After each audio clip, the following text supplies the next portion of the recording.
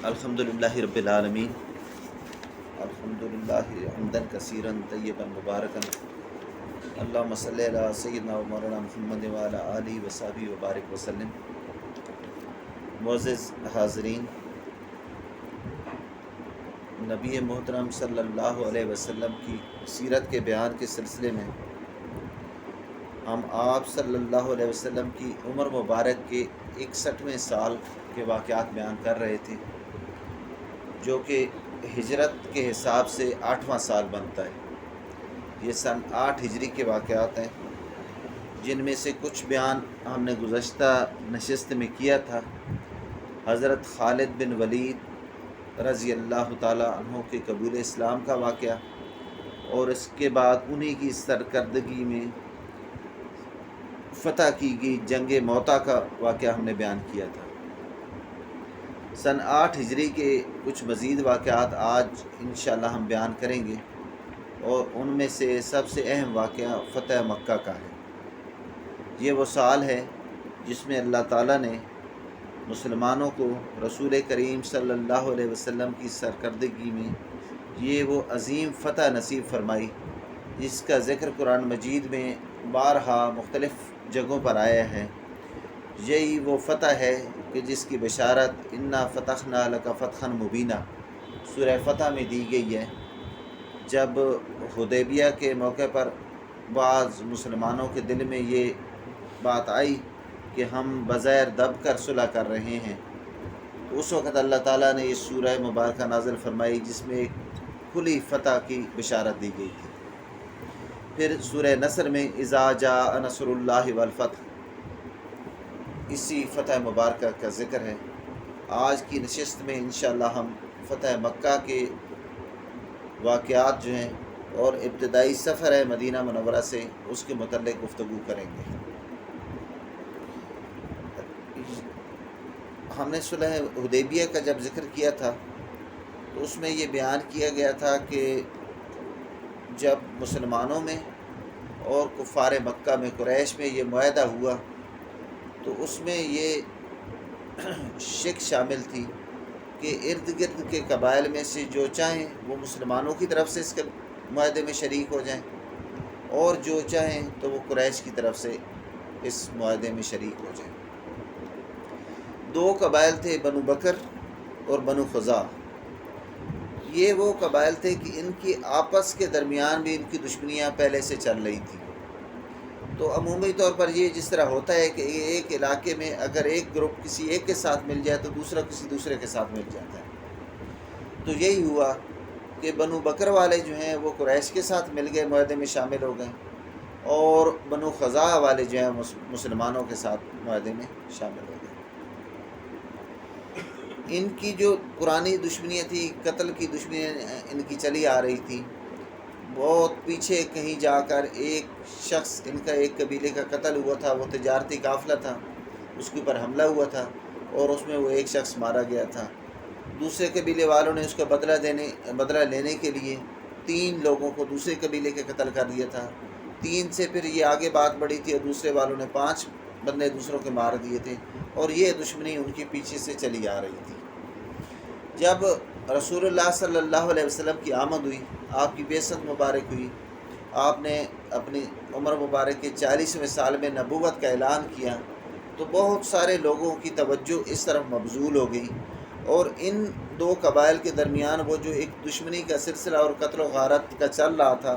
وہ کچھ وقت کے لیے عارضی طور پر رک گیا۔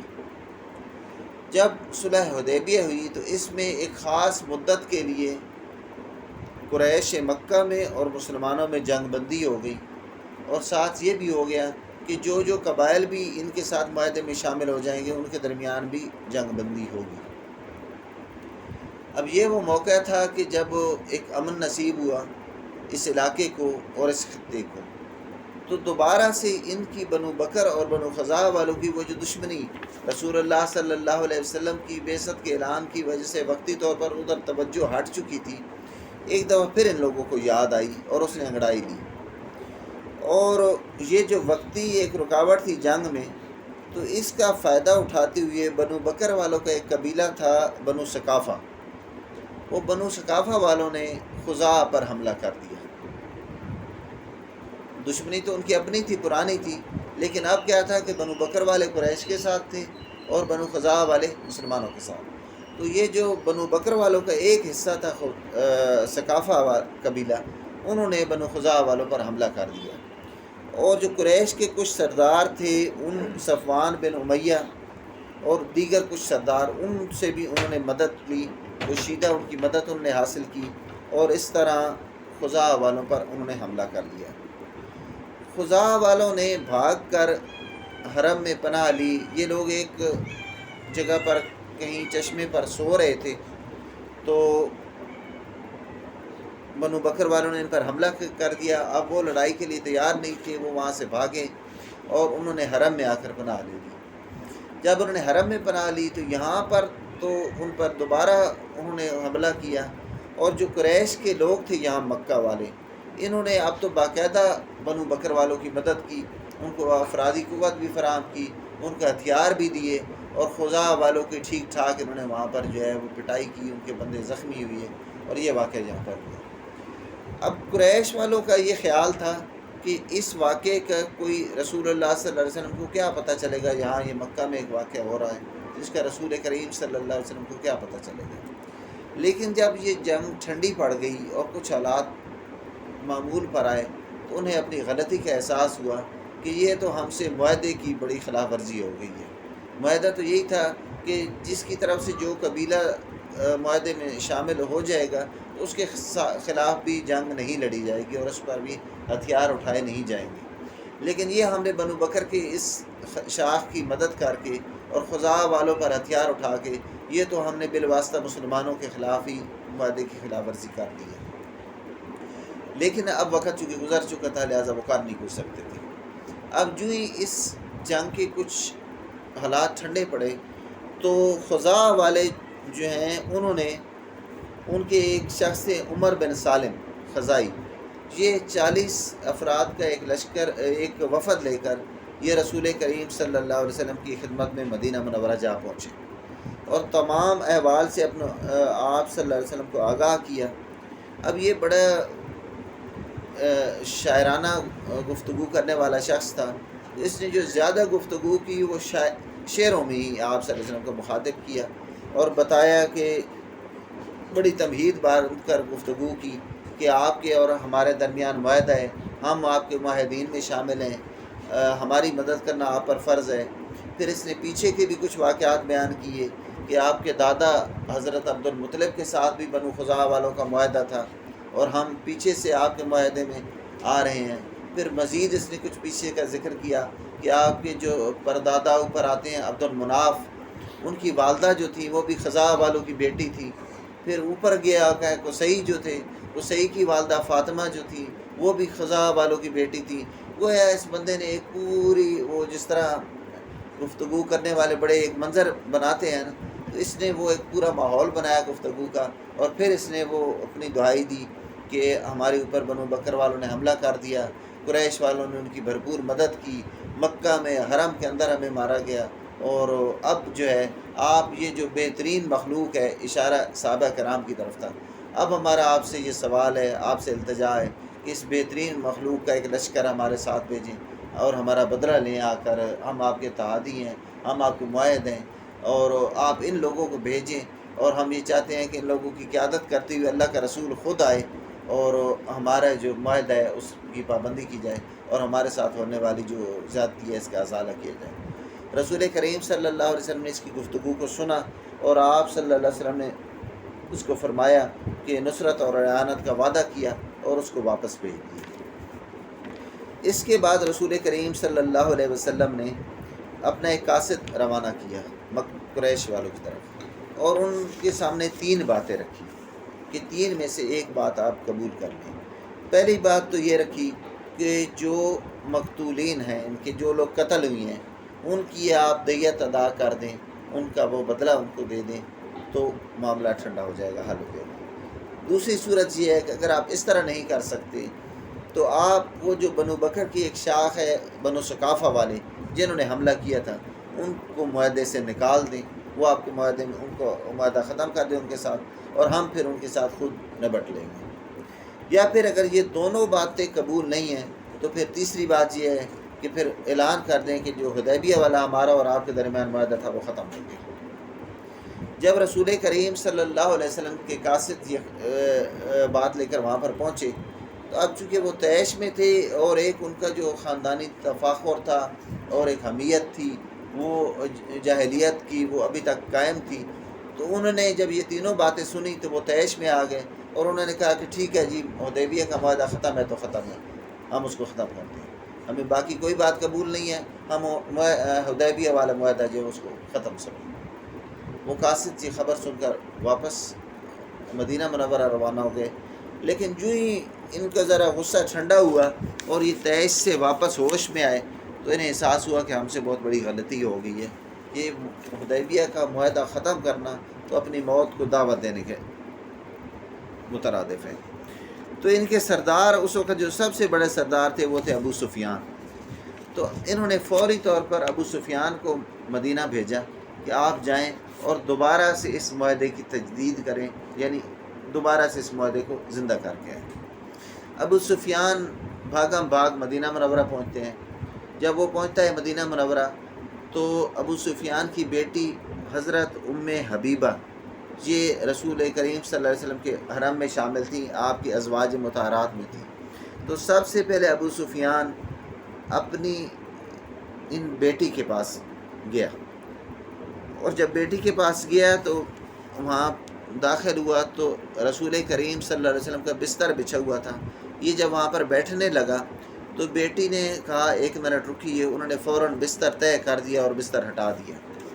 تو ابو سفیان نے سوال کیا کہ بیٹی کیا یہ اس بستر کو، چونکہ میں مکے کا ایک بہت بڑا سردار ہوں، تو آپ نے اس بستر کو میرے شایان شان نہیں سمجھا اور اس لیے اس بستر کو ہٹا دیا؟ تو بیٹی نے کہا نہیں، ایسی بات نہیں ہے، بلکہ یہ جو بستر ہے یہ رسول کریم صلی اللہ علیہ وسلم کا بستر ہے، اور ایک مشرک اس قابل نہیں ہے کہ وہ اس بستر کے اوپر بیٹھے۔ تو اس نے بڑی اپنی ہتک محسوس کی اور اس نے کہا کہ لگتا ہے کہ مجھ سے الگ ہو کر تمہارا دماغ جو ہے وہ کافی جو ہے نا وہ بگڑ چکا ہے۔ تو حضرت ام حبیبہ نے یہ جواب دیا کہ میں کسی شر میں مبتلا نہیں ہوئی ہوں، بلکہ کفر کی ظلمت سے اللہ تعالیٰ نے مجھے اسلام کی نور اور جو ذوفشانی ہے وہ عطا فرمائی ہے، اور اللہ تعالیٰ نے مجھے جو ہے ہدایت عطا فرمائی ہے۔ تو کہتے ہیں یہ بڑا وہاں سے ہوا، اس کو اس بات کا بڑا تعجب ہوا اور بڑبڑاتا ہوا وہ اپنی بیٹی کے ہاں سے اٹھ کر مسجد نبوی میں چلا گیا۔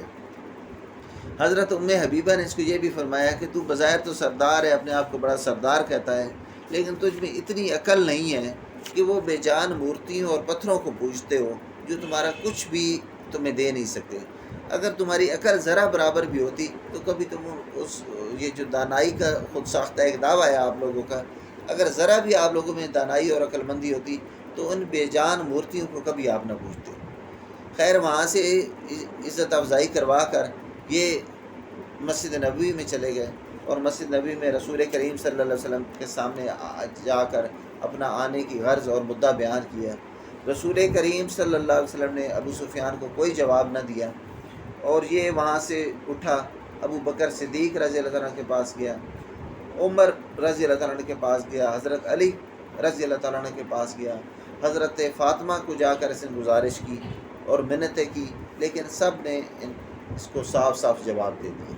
کہ جب رسول کریم صلی اللہ علیہ وسلم ایک معاملے پر خاموشی اختیار کر رہے ہیں اور وہ اس معاہدے کی تجدید کی حامی نہیں بھر رہے ہیں تو ہم میں سے کوئی بھی اس معاہدے کی حامی بھرنے والا نہیں ہے۔ جب اس نے بار بار حضرت علی رضی اللہ تعالیٰ عنہ سے اصرار کیا کہ آپ مجھے میرے اس مسئلے کا کوئی حل بتائیں، میں یہ معاہدے کی ہر صورت میں تجدید کرنا چاہتا ہوں، تو بالآخر جان چھڑانے کے لیے حضرت علی رضی اللہ عنہ نے اس کو ایک مشورہ دے دیا اور اس نے اس پر فوراً عمل کر دیا کہ یہ چلا گیا جا کر مسجد نبوی میں جا کے کھڑے ہو کر اس نے از خود اعلان کر دیا کہ صلح معاہدہ جو حدیبیہ والی صلح ہے وہ دوبارہ سے بحال ہو گئی ہے،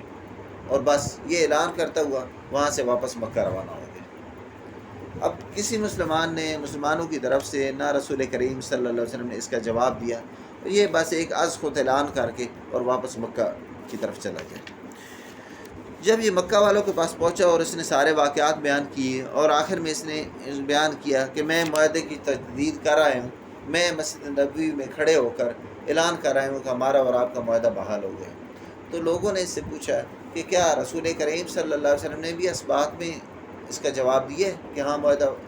بحال ہو گیا؟ کہتے ہیں نہیں، رسول کریم صلی اللہ علیہ وسلم یا کسی مسلمان نے تو اس کا کوئی جواب نہیں دیا۔ تو مکہ والوں نے اس پر لعن طعن کی کہ تمہارا دماغ چل گیا ہے، تمہیں کیا ہو گیا ہے؟ کہ یہ تو اس صورت میں تھا کہ اگر محمد صلی اللہ علیہ وسلم اقرار کر دیتے کہ معاہدہ بحال ہو گیا تو پھر تو بحال تھا۔ اب خدا تجھے غارت کرے، تو نہ تو امن کا پیغام لے کر آیا ہے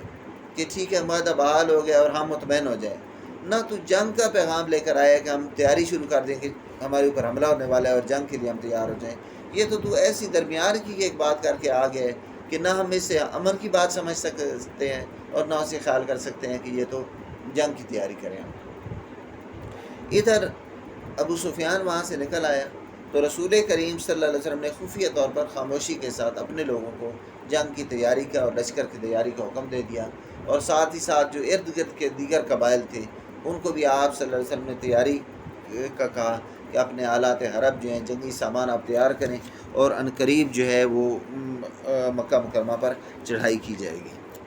جب یہ تیاریاں ہو رہی تھیں تو اسی دوران ایک واقعہ ہوا۔ ایک صحابی ہیں حضرت حاطب بن ابی بلتہ، یہ صحابی ہیں، انہوں نے ایک خفیہ طور پر مکہ والوں کو ایک خط لکھا جس میں ان کو اس بات کی اطلاع دے دی کہ محمد صلی اللہ علیہ وسلم مکہ پر چڑھائی کا ارادہ رکھتے ہیں اور یہاں پر لشکر کی تیاری ہو رہی ہے۔ انہوں نے وہ خط ایک عورت کو دیا، حضرت حاطب بن ابی بلتہ رضی اللہ تعالیٰ نے، یہ صحابی ہیں آپ صلی اللہ علیہ وسلم کے، انہوں نے وہ خط ایک عورت کو دیا اور اس کو اجرت پر مکہ مکرمہ روانہ کر دیا۔ جب وہ عورت وہ خط لے کر وہاں سے روانہ ہو گئی تو اللہ تعالیٰ نے وحی کے ذریعے رسول کریم صلی اللہ علیہ وسلم کو آگاہ کر دیا کہ اس پورے واقعے سے آپ صلی اللہ علیہ وسلم نے حضرت علی رضی اللہ تعالیٰ عنہ، حضرت زبیر اور حضرت مقداد کو روانہ کیا اور ان کا کہا کہ فلاں مقام تک جاؤ، وہاں ایک عورت تمہیں ملے گی، اس کی تلاشی لینا، اس کے پاس ایک خط ہوگا، اس کو واپس لے کر آ جاؤ۔ حضرت علی اور جو دیگر دو صحابی تھے وہ اسی بتائی ہوئی جگہ پر پہنچے، وہاں اس عورت کو بھی آ لیا، وہ پا لیا اس عورت کو، اس کی تلاشی لی، اس سے پوچھا، لیکن اس عورت نے انکار کیا کہ میرے پاس کوئی خط نہیں ہے۔ اب چونکہ رسول کریم صلی اللہ علیہ وسلم کا فرمان تھا جو کبھی جھوٹا ہو ہی نہیں سکتا، تو یہ جو صحابی تھے انہیں یقین تھا کہ نہیں، جب رسول اکرم صلی اللہ علیہ وسلم نے فرما دیا ہے تو یقیناً اس عورت کے پاس وہ خط ضرور ہوگا۔ انہوں نے اس عورت کو ڈرایا دھمکایا اور اس کو کہا کہ اب کی ہم اس سے پہلے تو صرف سامان کی تلاشی لی ہے، اب خود تمہاری ہم تلاشی لیں گے، اور اس طرح جب اس کو ڈرایا دھمکایا تو اس نے اپنے بالوں کے جوڑے کے اندر وہ خط چھپایا ہوا تھا اور اس نے وہ خط ان کو دے دیا۔ یہ خط لے کر واپس رسول کریم صلی اللہ علیہ وسلم کے پاس تشریف لے آئے۔ آپ صلی اللہ علیہ وسلم نے حضرت حاطب کو بلایا اور ان سے پورا دریافت کیا کہ یہ آپ نے اس طرح خط کیوں لکھا؟ تو حضرت حاطب نے یہ بیان کیا کہ میں نے یہ نہ مسلمانوں کی دشمنی میں کو خط لکھا ہے، نہ میں دین سے مرتد ہوا ہوں، بلکہ اصل معاملہ یہ ہے کہ میرے اہل خانہ مکہ میں ہیں اور مکہ میں میرا کوئی بھی رشتہ دار نہیں ہے۔ یہ جو باقی دیگر آپ کے مہاجرین صحابہ یہاں پر موجود ہیں، ان میں سے ہر کسی کا کوئی نہ کوئی وہاں پر موجود ہے مکہ میں، لیکن میں وہ واحد بندہ ہوں کہ مکہ میں میری کوئی رشتہ داری کسی کے ساتھ نہیں ہے۔ اب اگر آپ مکہ پر چڑھائی کرتے ہیں تو میرے اہل خانہ جو وہاں پر موجود ہیں ان کو بچانے والا کوئی بھی نہیں ہے، ان کی حفاظت کرنے والا کوئی بھی نہیں ہے۔ میں نے یہ مکہ والوں کو اس لیے لکھا ہے کہ اس طرح میرا مکہ والوں پر ایک احسان ہو جائے گا اور وہ میرے گھر والوں کی جو ہے وہ حفاظت کریں گے۔ میرا اس خط کے لکھنے کا مقصد تو یہ تھا، نہ میں دین سے مرتد ہوا ہوں، نہ میں کفر پر راضی ہوں، نہ میں آپ صلی اللہ علیہ وسلم سے کوئی غداری کا یا روگردانی کا ارادہ رکھتا ہوں، بس میرا مقصد تو صرف یہ اتنا تھا کہ تاکہ میرے گھر والوں کے لیے وہاں تھوڑی سی ہمدردی کا ساما ہو جائے۔ تو حضرت عمر فاروق رضی اللہ تعالیٰ عنہ پاس دے تو انہوں نے تلوار ان کے ہاتھ میں تھی اور انہوں نے کہا کہ یہ جو حاطب ہے یہ تو منافق ہو گئے۔ فوراً انہوں نے رسول کریم صلی اللہ علیہ وسلم سے اجازت طلب کی کہ آپ مجھے اجازت دیں تو میں حاطب کی گردن اڑا کے رکھ دوں۔ لیکن رسول کریم صلی اللہ علیہ وسلم نے فرمایا کہ عمر ٹھہر جاؤ، حاطب وہ ہیں کہ جس نے بدر میں شرکت کی تھی، اور عین ممکن ہے کہ بدر والوں کے لیے اللہ تعالیٰ نے یہ فرما دیا ہو کہ یہ جو چاہیں کریں، ان کی مغفرت ہی مغفرت ہے، لہٰذا آپ صلی اللہ علیہ وسلم نے اس سے حضرت حاطب سے درگزر فرمایا۔ جب یہ جواب سنا تو حضرت عمر فاروق رضی اللہ عنہ کی آنکھوں میں آنسو آ گئے، اور انہوں نے کہا کہ ٹھیک ہے، جو اللہ کا حکم اور اللہ کے رسول کا فیصلہ ہو مجھے وہ قبول ہے۔ اب یہاں سے ہمیں بدر میں شرکت کرنے والوں کی ایک عظمت کا پتہ چلتا ہے کہ جن لوگوں نے بدر میں شرکت کی تھی، جنگ بدر میں شرکت کی تھی، اللہ تعالیٰ کے ہاں اور اللہ تعالیٰ کے رسول کے ہاں ان کا کیا مقام ہے، کہ رسول کریم صلی اللہ علیہ وسلم فرمایا کہ شاید اللہ تعالیٰ نے یعنی ایک بات کی کہ ان کے لیے تو اللہ تعالیٰ نے یہ فرما دیا ہے کہ یہ جو اب چاہیں جو کریں، ان کے لیے اللہ تعالیٰ ان سے راضی ہے اور ان کی مغفرت یقینی ہے۔ اب یہ جو مغفرت ہے، اصل میں یہ جنگ بدر کی یہ ایک نیکی ہے، اصل میں یہ بہت ساری نیکیوں اور بہت ساری حسنات کا مجموعہ ہے، اور اس سے وہ خیر کا ایک پورا دروازے کی ایک بنیاد ہے کہ جس کے اوپر اسلام کی پوری فتوحات کا ایک سلسلہ اس کے اوپر کھڑا ہوا۔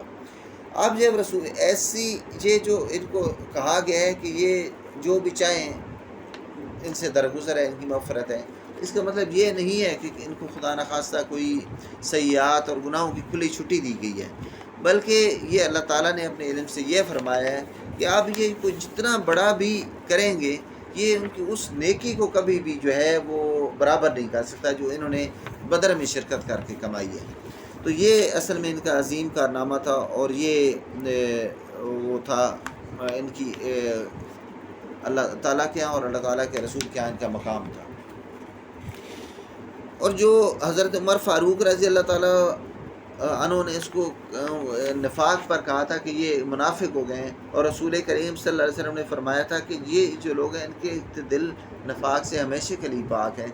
تو یہ جو کچھ بھی ہوا ہے یہ محض غفلت کی وجہ سے اور اندازے کی غلطی کی وجہ سے ان سے ہوا، اس کے علاوہ اس میں کچھ نہیں تھا۔ اور خود جب وہ خط کھولا گیا اور اس کے جو مندرجات تھے، خط کے اندر جو لکھا ہوا تھا، وہ جب پڑھا گیا تو اس میں یہ تھا کہ مکہ والوں رسول کریم صلی اللہ علیہ وسلم سیاہ رات کی طرح ایک ہولناک لشکر اور سیلاب کی پانی کی طرح بہتا ہوا ایک لشکر لے کر تمہارے اوپر آ رہے ہیں، اور تمہارا بچنا اس سے بڑا مشکل ہے۔ بس یہ خط کی تحریر تھی، تیار ہو جاؤ، تمہارا بچنا اس سے بڑا مشکل ہے۔ خط میں اس کے علاوہ اور کچھ بھی نہیں تھا، یعنی ایک طرح کی ان کو اطلاع ضرور دی گئی تھی، لیکن اس کے علاوہ اس میں بھی کچھ نہیں تھا۔ اس لیے رسول اللہ صلی اللہ علیہ وسلم نے حضرت حاطب سے درگزر فرمایا۔ 10 رمضان المبارک کو رسول کریم صلی اللہ علیہ وسلم 10,000 صحابہ کرام کا لشکر جرار لے کر مدینہ منورہ سے روانہ ہوئے عصر کے وقت مکہ معظمہ کی طرف۔ اب یہ 10,000 کا لشکر ہے، اور یہ جو واقعات ہیں، اس سے پہلے ہم نے جنگ موتا کے واقعات پڑھے، ان واقعات کو پڑھ کر اور سن کر بڑی ایک سرشاری ہوتی ہے کہ اس سے پہلے ہم نے جو سارے واقعات پڑھے تھے اور سنے تھے، اس میں یہ قسم پرسی کی حالت ہے، مسلمانوں کی تعداد بہت کم ہے، وسائل بہت کم ہیں، اور کفار کا غلبہ ہے، اور ہمیشہ انہی کا غلبہ ہے۔ لیکن اب یہ دیکھیں کہ جنگ موتا میں کیا ہوتا ہے کہ 3,000 کا لشکر ہے، اور ان کی 2 لاکھ پہ فتح پا کے آ جاتا ہے، اللہ تعالیٰ ان کو فتح دیتے ہیں۔ اب یہاں دیکھیں کہ اتنے مسلمان الحمدللہ اب جمع ہو چکے ہیں کہ 10,000 کا ایک بڑا لشکر لے کر رسول کریم صلی اللہ علیہ وسلم مدینہ منورہ سے روانہ ہوتے ہیں۔ اب اس سفر میں آپ صلی اللہ علیہ وسلم کے ساتھ حضرت ام المؤمنین حضرت ام سلمہ اور حضرت ام میمونہ یہ بھی ساتھ ہوتی ہیں، اور عصر کے وقت یہ مدینہ منورہ سے قافلہ روانہ ہوتا ہے۔ ایک آگے مقام آتا ہے ذوالحلیفہ، وہاں پر جب یہ لشکر پہنچتا ہے تو آگے سے حضرت عباس اپنے جو آپ کے چچا ہیں، نبی صلی اللہ علیہ وسلم کے چچا حضرت عباس، یہ اپنے اہل خانہ کے ساتھ مکہ مکرمہ سے ہجرت کر کے مدینہ منورہ آتے ہوئے آپ صلی اللہ علیہ وسلم سے ملاقات ہوتی ہے۔ اب حضرت عباس نے اسلام تو پہلے قبول کر لیا تھا، لیکن رسول کریم صلی اللہ علیہ وسلم نے ان کو یہ ہدایت کی تھی کہ آپ اپنے اسلام کو خفیہ رکھیں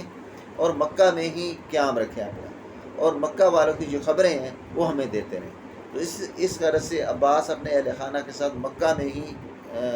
وہاں پر موجود تھے۔ اب یہ ہجرت کر کے مدینہ منورہ کی طرف آ رہے تھے۔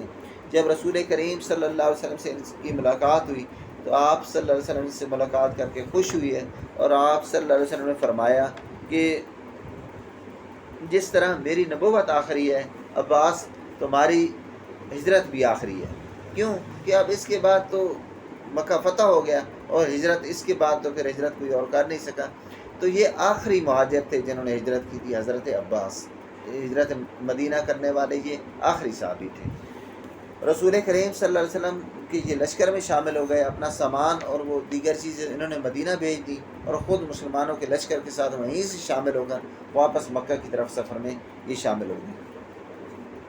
اس کے بعد ایک اور اگلی منزل پر پہنچے تو وہاں پر آپ صلی اللہ علیہ وسلم کی پھوپھی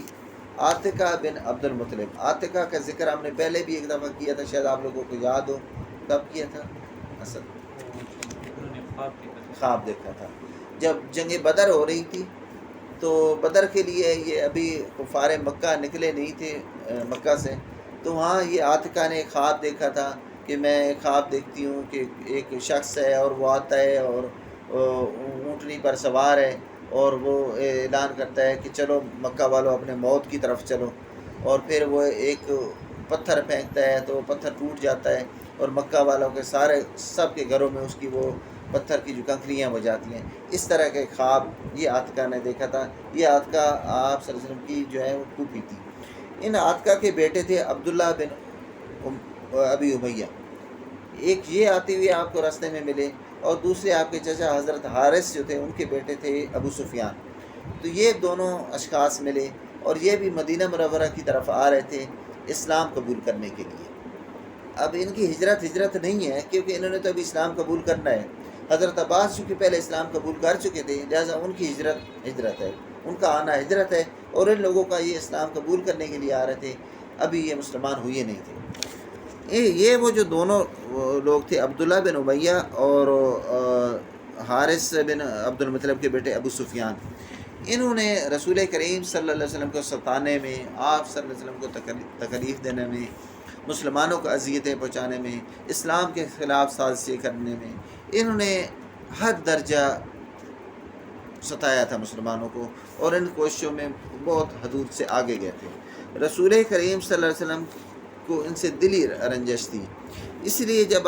یہ آپ کے پاس آئے اور پتہ چلا کہ یہ دونوں لوگ بھی اسلام قبول کرنے کے لیے آ گئے ہیں،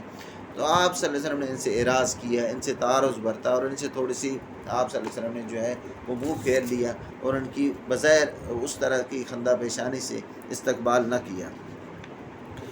جب یہ لوگ وہاں پر پہنچے اور صحابہ کرام نے بھی آپ کہ دیکھے کہ آپ صلی اللہ علیہ وسلم تھوڑی سی ان کے ساتھ جو ہے وہ روگردانی کر رہے ہیں، تو حضرت سلمہ رضی اللہ عنہ نے آپ صلی اللہ علیہ وسلم سے بڑی پرزور التجا کی کہ آپ بڑے شفیق ہیں، آپ بڑے مہربان ہیں، رحمت للعالمین ہیں. یہ لوگ اب آپ کے پاس آ گئے ہیں، اور ان کی جو گزری ہے وہ گزری ہے، لیکن اب یہ اپنی زندگی سے تائب ہو کر اب یہ اسلام قبول کرنا چاہتے ہیں، تو آپ ان کے ساتھ جو ہے نرمی اور کا معاملہ کیجیے. اسی طرح ان لوگوں نے حضرت علی کرم اللہ وجہہ سے بھی گزارش کی کہ آپ رسول کریم صلی اللہ علیہ وسلم سے ہماری سفارش کیجیے. حضرت علی کرم اللہ وجہہ نے بھی سفارش کی، اور ساتھ ان کو ایک تدبیر بتائی. وہ تدبیر یہ بتائی کہ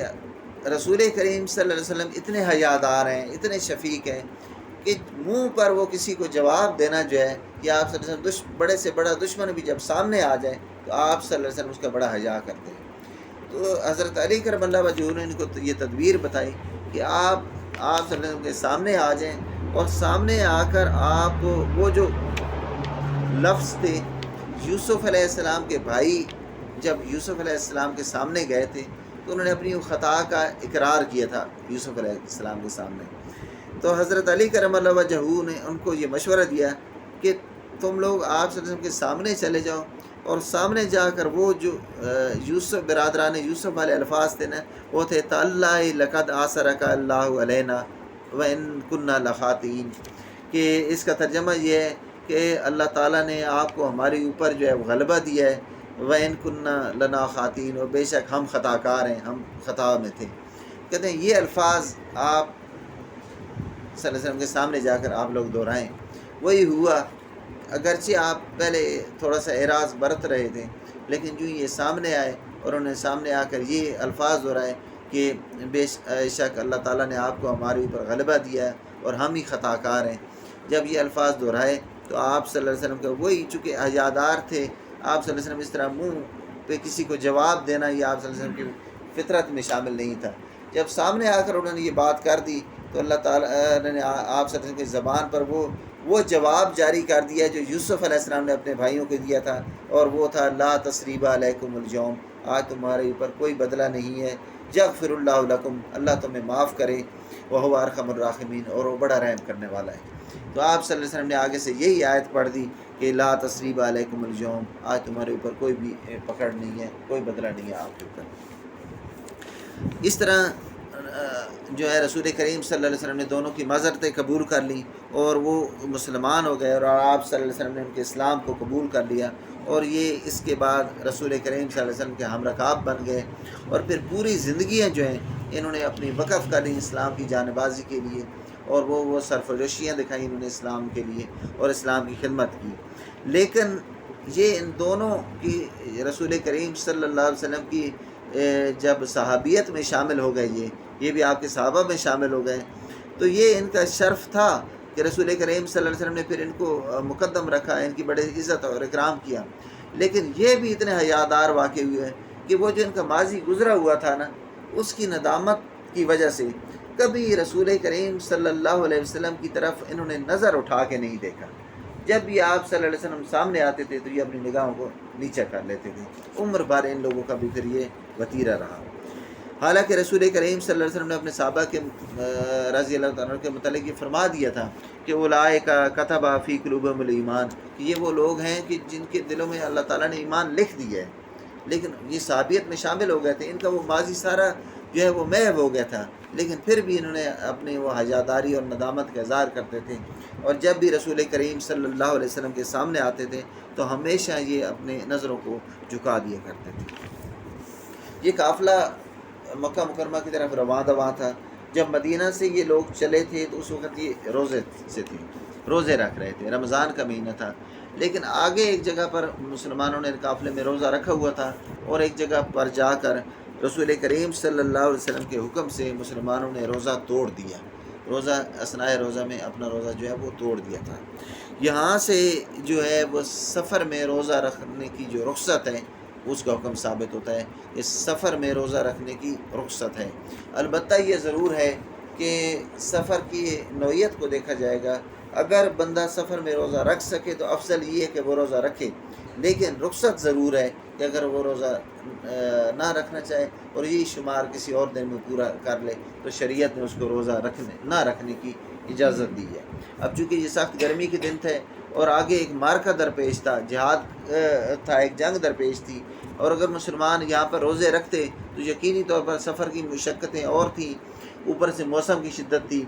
پھر روزے کی وجہ سے جو ہے کمزوری اور یہ چیز آ سکتی تھی، یہ چونکہ جہاد میں مانع ہو سکتی تھی، لہٰذا رسول کریم صلی اللہ علیہ وسلم نے یہاں سے مسلمانوں کو یہ حکم دیا کہ آپ اپنے روزے قضا کریں، اور یہ روزے پھر بعد میں رکھے گئے تھے۔ اب یہ قافلہ چلتا ہوا اپنے منزلوں پہ منزلیں گزارتا ہوا بالآخر ایک جگہ پر پہنچا جو مکہ مکرمہ کے قریب تھی، اور یہاں پر عشاء کے وقت اس جگہ تک کا نام تھا مرو الزیران۔ اس جگہ جب قافلہ پہنچا تو یہ عشاء کا وقت تھا، رات کا وقت تھا، یہاں پر قافلے نے جا کر پڑاؤ کیا۔ یہاں پر رسول کریم صلی اللہ علیہ وسلم نے اپنے قافلے والوں کو حکم دیا کہ جب قافلے والے اپنی اپنی جگہ پر پھیل کر اپنے خیمے لگائیں، اور ہر خیمہ والا جو تھا اس کو یہ حکم دیا رسول کریم صلی اللہ علیہ وسلم نے کہ رات کے وقت ہر خیمہ جو ہے اپنی آگ الگ الگ جلائے۔ اس سے پہلے یہ ہوتا تھا کہ ایک قافلہ جب کہیں ٹھہرتا تھا تو اس میں ایک مرکزی جگہ پر آگ جلا دی جاتی تھی، تو اس سے ان کو روشنی بھی قافلے میں ہوتی تھی، اور اس کے علاوہ اگر کسی نے کچھ پکانے کا اور یہ سلسلہ ہوتا تھا تو وہ ایک جگہ پر آگ جلائی جاتی تھی۔ لیکن اس بار رسول کریم صلی اللہ علیہ وسلم نے جنگی چال کے طور پر، ایک جنگی حکمت عملی کے طور پر یہ حکم دیا کہ ہر دستہ جو ہے، ہر خیمہ جو ہے وہ اپنی اپنی آگ الگ جلائے گا۔ یہ آپ صلی اللہ علیہ وسلم کی ایک جنگی چال تھی۔ اب دوسری طرف جو قریش تھے، اب یہ جگہ جو تھی مرو الزیران، یہ مکہ کے قریب کی جگہ تھی۔ اب مکہ والے بھی بے خبر نہیں تھے اور وہ بے خوف نہیں ہوئے تھے، ان کو ہر وقت دھڑکا لگا رہتا تھا کہ معاہدہ تو اب ہمارا ٹوٹ چکا ہے، تو نہ جانے اب کیا ہوگا اور آگے کس وقت ہمارے اوپر حملہ ہو جائے گا۔ وہ ادھر ادھر کی خبریں بھی لیتے رہتے تھے، پتہ بھی کرتے رہتے تھے۔ اسی شام کو، اسی رات کو یہ تین لوگ مکہ مکرمہ سے نکلے، ایک ابو سفیان وہ جو ان کا سردار تھا، ایک بدیل بن ورقہ یہ ورقہ بن نوفل کا بیٹا تھا، اور ایک حکیم بن حزام. حکیم بن حزام یہ رسول کریم صلی اللہ علیہ وسلم کے بچپن کے دوست تھے، اور یہ حضرت خدیجہ کے بھتیجے بھی تھے. تو یہ 3 لوگ نکلے اسی خواہش میں، اسی چیز کے لیے کہ دیکھتے ہیں کہ ارد گرد کوئی اس طرح کی حرکت، اسی مقصد کے لیے نکلے، کوئی ارد گرد کہیں اس طرح کی حرکت تو نہیں ہے. تو یہ جب باہر نکلے تو انہوں نے وادی میں دیکھا، مروزاران کی وادی میں جب یہ اونچی جگہ پر پہنچے تو انہوں نے دیکھا اس وادی میں تو ایک دور دور تک جو ہے آگ ہی آگ جل رہی ہے، اور ان کو یوں محسوس ہوا کہ ایک بہت بڑا لشکر جرار جو ہے وہ تو یہاں پڑاؤ ڈال چکا ہے. اب انہوں نے اچانک دیکھا تو یہ ڈر گئے. اب اندازے لگانے لگے کہ یہ کون لوگ ہوتے ہیں. پہلے تو انہیں یہ ہوا کہ یہ شاید وہ بنو خزاع والے ہیں، جنہوں کے مقابلے میں انہوں نے بنو بکر کی مدد کی تھی. لیکن پھر انہوں نے خود اندازہ لگایا کہ بنو خزاع والے کبھی اتنا بڑا لشکر تو نہیں جمع کر سکتے. پھر انہوں نے کہا کہ ہو نہ ہو، لگتا یہی ہے کہ یہ تو محمد صلی اللہ علیہ وسلم لشکر لے کر آ گئے ہیں. کہتے ہیں کہ جب یہ آپس میں یہ اندازے لگا رہے تھے تو رسول کریم صلی اللہ علیہ وسلم کے وہ لوگ جن کو آپ صلی اللہ علیہ وسلم نے متعین کیا تھا کہ اپنے لشکر کے ارد گرد وہ پہرا دیں اور لشکر کے جو ہے وہ حفاظت کا بندوبست کریں، تو یہ کہتے ہیں وہ لوگ انہوں نے ان کو پکڑ لیا. آ کر وہ گشت پر جو لوگ تھے انہوں نے ان کو پکڑ لیا، اور انہوں نے ان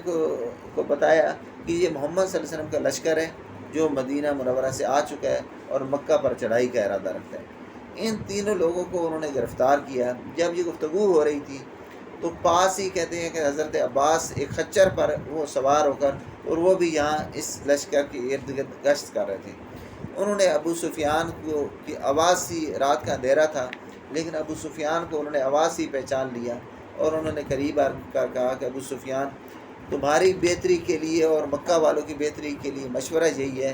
کہ امن طلب کر لو رسول کریم صلی اللہ علیہ وسلم سے، محمد صلی اللہ علیہ وسلم سے امن طلب کر لو، اور آپ صلی اللہ علیہ وسلم کے مطیع اور فرمانبردار ہو جاؤ. کیوں کہ اب بچ جانے والی تمہاری صورت کوئی نہیں ہے. اب مکہ والے، اب یہ وہ پہلے والے مکہ والے نہیں رہے تھے. ان کے بڑے بڑے سردار مختلف جنگوں میں مارے گئے تھے. ابو جہل مارا گیا تھا، اور اس کے بعد ولید بن مغیرہ مارا گیا تھا. وہ جو بڑے بڑے عتبہ مارا گیا تھا، یہ جو سارے بڑے بڑے لوگ تھے یہ تو پہلے ہی جنگوں میں کام آ چکے تھے. اوپر پھر یہ تھا کہ ان کی معیشت تباہ ہو چکی تھی، کہ ارد گرد مدینہ والا راستہ ویسے ان کے لیے خطرے والا ہو گیا تھا. وہ جدہ کا جو ساحل تھا اس طرف سے اب پھر ان کو وہاں پرامن تجارت حاصل نہیں تھی. کئی ایک راستے کے قبائل مسلمان ہو چکے تھے، وہاں سے یہ گزر نہیں سکتے تھے. پے در پے کی جنگوں نے ان کو توڑ کے رکھ دیا تھا. تو اب جب یہ دھمکی سنی عباس بن عبد المطلب کی ابو سفیان نے، تو وہ پہلے ہی اندر سے ٹوٹا ہوا تھا، تو وہ تو پگھل کر رہ گیا. اور وہ فوراً کہتا ہے کہ عباس، مجھے کوئی طریقہ بتاؤ کہ کس طرح اس جنگ کو ٹالا جا سکتا ہے، کس طرح ہماری بچت ہو سکتی ہے، کس طرح ہمیں امن مل سکتا ہے. تو عباس رضی اللہ عنہ نے کہا کہ بچاؤ کی ایک ہی صورت یہ ہے کہ خچر پر میرے پیچھے سوار ہو جاؤ. وہ خود خچر پر تھے، اور کہا کہ خچر پر میرے پیچھے بیٹھ جاؤ. تو یہ تو چونکہ اب اندر سے تو یہ شخص خوردہ تھے، یہ فوراً خچر پر سوار ہو گئے، اور عباس رضی اللہ عنہ کو لے کر لشکر کے درمیان سے وہ جو الاؤ جل رہے تھے، آگ کے جل رہے تھے، اور قافلے مختلف جگہوں پر ٹھہرے ہوئے تھے،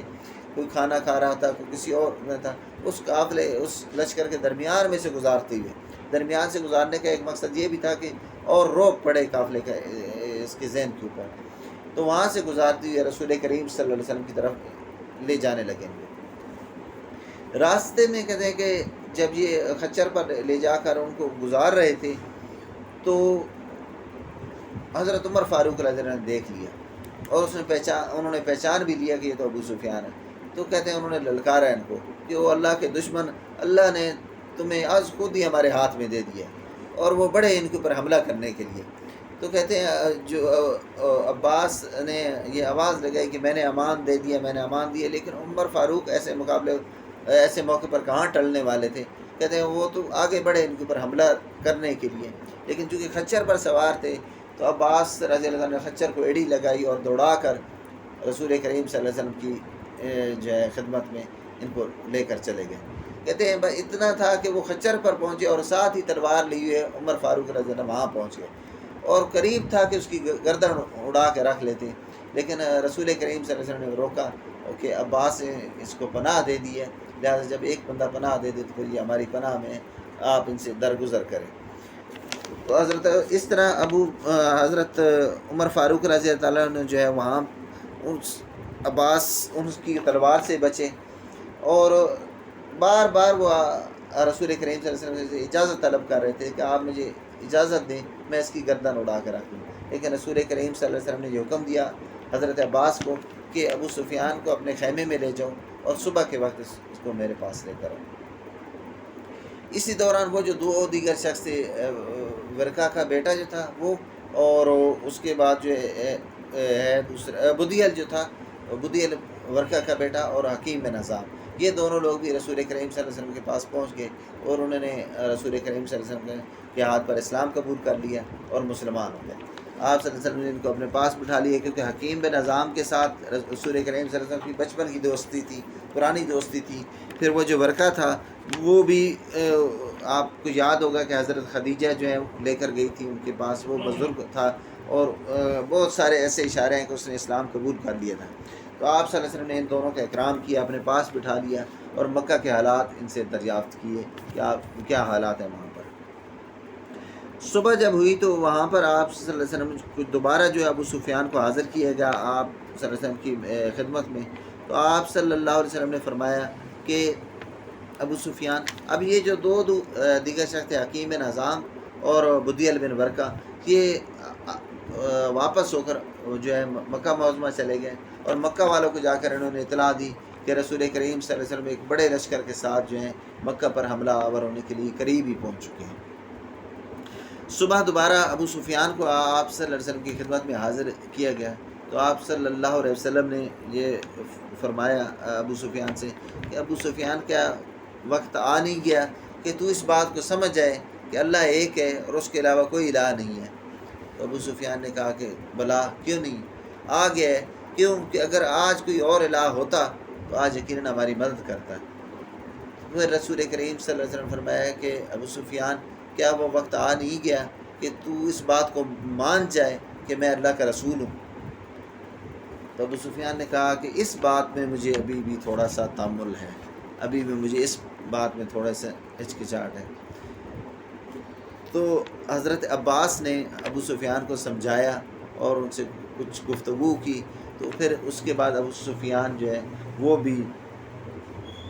راضی ہو گیا، اور اس نے بھی فوراً رسول کریم صلی اللہ علیہ وسلم کے ہاتھ پر اسلام قبول کر لیا۔ اب ابو سفیان رضی اللہ تعالیٰ عنہ جب مسلمان ہو گئے تو حضرت عباس بن عبد المطلب نے یہ کہا، رسول کریم صلی اللہ علیہ وسلم سے یہ گزارش کی کہ ابو سفیان ایک سردار آدمی ہے اور پوری زندگی اس نے سرداری میں گزاری ہے، یہ تفاخر کو، فخر کو، یہ عہدیداری کو اور عزت افزائی کو، اس چیز کو بڑا پسند کرتا ہے،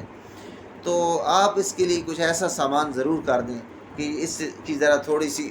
عزت افزائی ہو جائے اور تھوڑی سی اس کا رکھ رکھاؤ ہو جائے۔ تو رسول کریم صلی اللہ علیہ وسلم نے فرمایا کہ ابو سفیان کو کہہ دو کہ مکہ میں جا کر اعلان کر دے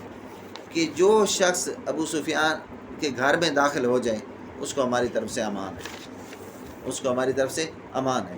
تو ابو سفیان نے کہا کہ اب میرا گھر تو اتنا چھوٹا ہے کہ سارے مکہ والے تو میرے گھر میں کیسے آ سکیں گے؟ تو رسول کریم صلی اللہ علیہ وسلم نے فرمایا کہ جاؤ ابو سفیان، تم اپنی طرف سے یہ اعلان کر دو کہ یہ میں ابو سفیان محمد صلی اللہ علیہ وسلم سے یہ رعایت لے کر آیا ہوں کہ جو شخص میرے گھر میں داخل ہو جائے اس کو بھی امان ہے، جو یہاں نہ آ سکے حرم میں داخل ہو جائے اس کو بھی ہماری طرف سے امان ہے۔ تو ابو سفیان نے پھر عرض کیا کہ یا رسول اللہ صلی اللہ علیہ وسلم، حرم کا صحن بھی اتنا چھوٹا ہے کہ سارے مکہ کی آبادی تو وہاں نہیں آ سکتی۔ تو رسول کریم صلی اللہ علیہ وسلم چونکہ رحمت للعالمین ہے، تو آپ صلی اللہ علیہ وسلم نے فرمایا کہ ابو سفیان جاؤ مکہ والوں کے سامنے جا کر اپنی طرف سے یہ تم اعلان کر دو کہ مجھ ابو سفیان کی وجہ سے محمد صلی اللہ علیہ وسلم نے یہ رعایت دی ہے کہ جو میرے گھر میں داخل ہو جائے اس کو بھی امان ہے، جو حرم میں داخل ہو جائے اس کو بھی امان ہے، اور جو اپنے گھر کا دروازہ بند کر لے اس کو بھی امان ہے۔ اب ابو سفیان جو ہے وہاں سے روانہ ہوئی ہے، اور یہ انہوں نے جا کر مکہ والوں کو جا کر اعلان کیے جا کر کہ میں نے اسلام قبول کر لیا ہے، محمد صلی اللہ علیہ وسلم ایک لشکر جرار کے ساتھ آ چکے ہیں، اور وہ اتنا بڑا لشکر ہے اس میں کہ مقابلہ کرنے کی ہم میں سکت نہیں ہے، اور جو امان چاہتا ہے تو وہ اس کے لیے امان یہی ہے کہ وہ میرے گھر میں آ جائے تو اس کو امان ہے۔ تو وہی سوال مکہ والوں نے دہرایا کہ خدا تجھے غارت کرے، تیری عقل چل گئی ہے، تیرے گھر میں کتنے کے بندے آ سکیں گے؟ کہا کہ یہ بھی محمد صلی اللہ علیہ وسلم نے مجھے کہا ہے کہ جو حرم میں داخل ہو جائے اس کو بھی امان ہے۔ تو پھر انہوں نے وہی سوال دہرایا کہ جو حرم میں کتنے کے بندے آ سکیں گے؟ مکہ کی پوری آبادی تو حرم میں اور تمہارے گھر میں نہیں آ سکے گی۔ تو ابو سفیان نے کہا کہ جو اپنے گھر کا دروازہ بند کر لے محمد صلی اللہ علیہ وسلم کی طرف سے، اس کے لیے بھی امان ہے۔ اب لوگ جو ہے اس بات پر مطمئن ہوئے کہ یہ قدرے ایک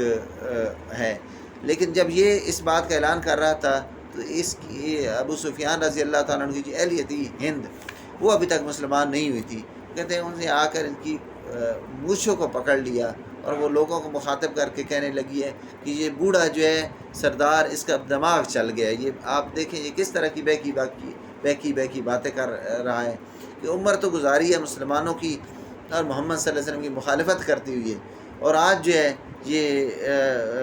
ڈر گیا ہے موت کے خوف سے اور آج مسلمانوں کے آگے اس نے ہتھیار ڈال دیے۔ تو ابو سفیان نے جواب دیا کہ بات یہ نہیں ہے کہ میں ڈر گیا ہوں، اللہ تعالیٰ نے مجھے ہدایت نصیب کی ہے اور اللہ تعالیٰ نے مجھے جو ہے اسلام کی طرف راغب کیا ہے، اور میرے دل میں اللہ تعالیٰ نے اپنے جو ہدایت کی روشنی اتاری ہے۔ تمہاری بھی عافیت اسی میں ہے کہ تو بھی اسلام قبول کر لے، ورنہ آج جو ہے مسلمانوں سے اور محمد صلی اللہ علیہ وسلم کے لشکر جلال سے کسی کے لیے بچنا ممکن نہیں ہے۔ لیکن اس وقت اسلام ان کی اہلیہ نے اسلام قبول نہ کیا اور وہ اپنی ضد پر اڑی رہی۔ انشاءاللہ اس کے بعد کے واقعات پھر دوبارہ شروع کرتے ہیں انشاءاللہ۔